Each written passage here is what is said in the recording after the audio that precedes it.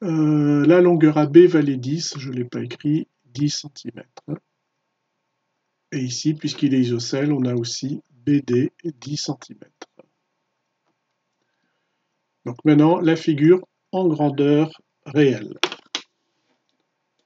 Pour tracer la figure, je vais vous montrer la méthode à suivre si vous aviez eu faux dans votre devoir. On a besoin d'abord de tracer le triangle et pour ça, il faut tracer d'abord le segment, par exemple AB.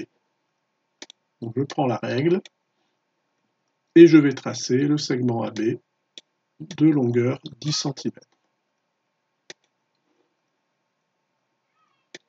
Voilà, 10 cm. Ici, j'ai donc le point A et le point B.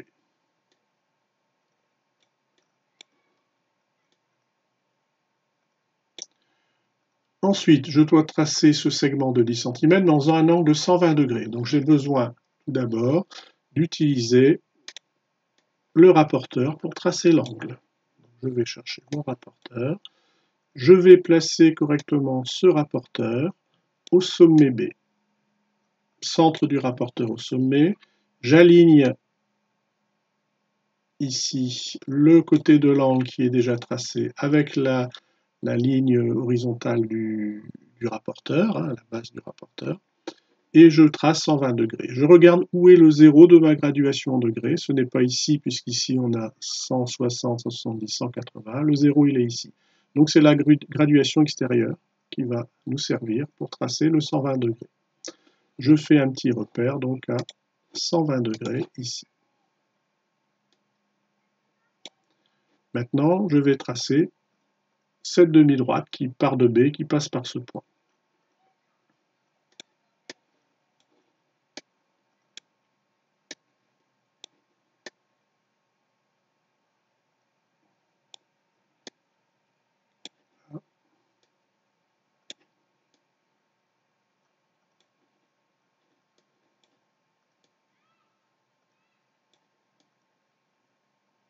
Ceci, on essaye d'être précis.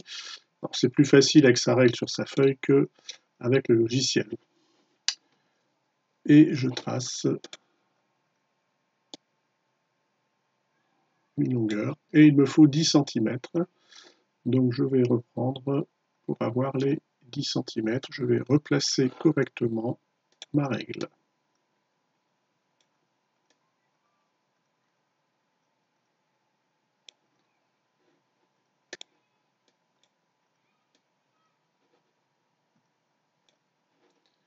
cm, on est ici.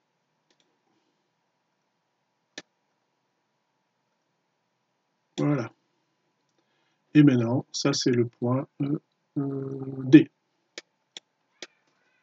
Je peux donc terminer le triangle en traçant le segment AD. Maintenant, je vais tracer le triangle DBC. Pour ça, je suis obligé de faire d'abord l'angle de 60 degrés. Donc je reprends mon rapporteur que je viens placer ici, le centre en B, et je dois mesurer 60 degrés, mais comme ceci, DBC. Donc je dois venir aligner la base du rapporteur avec le segment BD.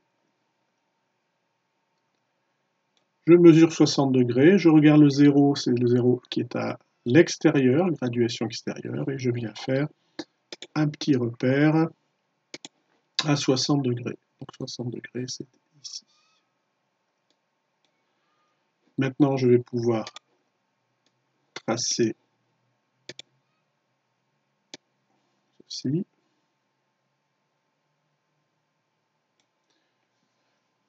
Je ne connais pas la longueur, je fais une longueur quelconque. Et maintenant, je dois faire en sorte que le point C soit sur cette droite, de manière à ce qu'on ait un angle droit entre cette droite et celle que l'on doit tracer passant par D. Donc j'ai besoin de l'équerre. Je vais placer mon équerre pour faire un angle droit. comme ceci.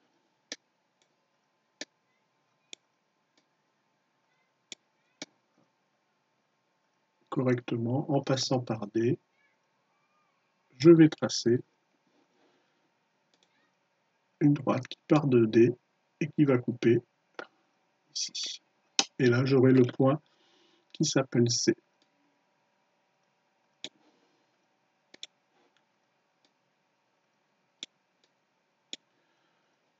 On a bien un angle droit ici.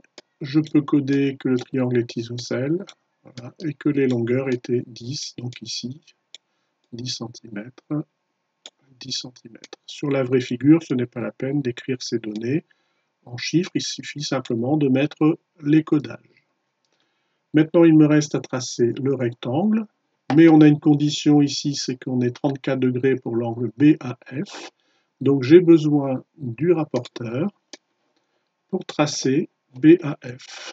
Donc je mets le centre du rapporteur sur A, j'aligne le segment AB avec la base du rapporteur, et je mesure 34 degrés à partir donc du 0 ici, qui est celui-ci à l'extérieur. Et je fais un petit repère à 34 degrés.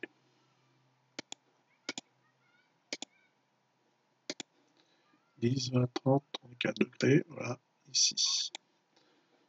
Maintenant, je vais tracer la demi-droite qui part de A et qui passe par le petit repère que j'ai fait. Voilà.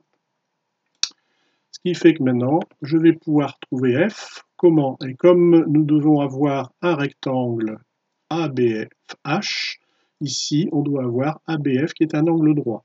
Donc je vais prendre mon équerre et je vais placer cet équerre de manière, ici, à faire un angle droit en passant par B. Donc, un angle droit, ici, avec cette droite-là.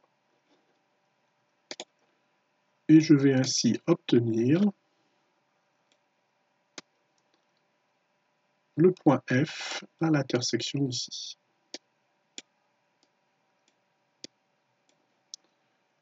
Maintenant, il me reste à terminer le rectangle. Je sais que dans un rectangle, nous avons 4 angles droits. Donc ici, on doit avoir un angle droit.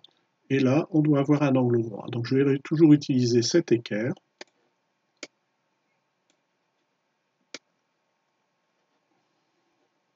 Voilà. Comme ceci. Je mets dans ce sens-là. Je dois faire un angle droit.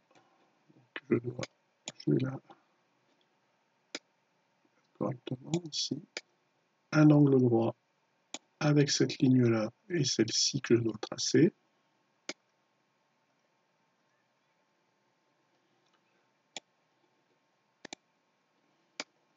De préférence en prenant la plus longue partie de manière à être plus précis, comme ceci. Voilà. Et je trace cette demi-droite. Il ne me reste plus qu'à tracer celle-ci, de manière à ce que on ait ici un angle droit. Donc là, j'ai fait un angle droit.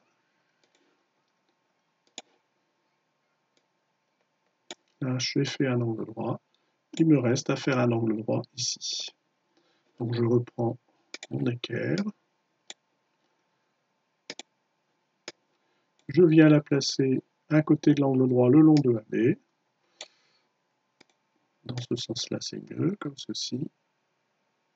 Et je trace cette demi-droite. J'ai ainsi le dernier point qui me manquait, c'est le point H.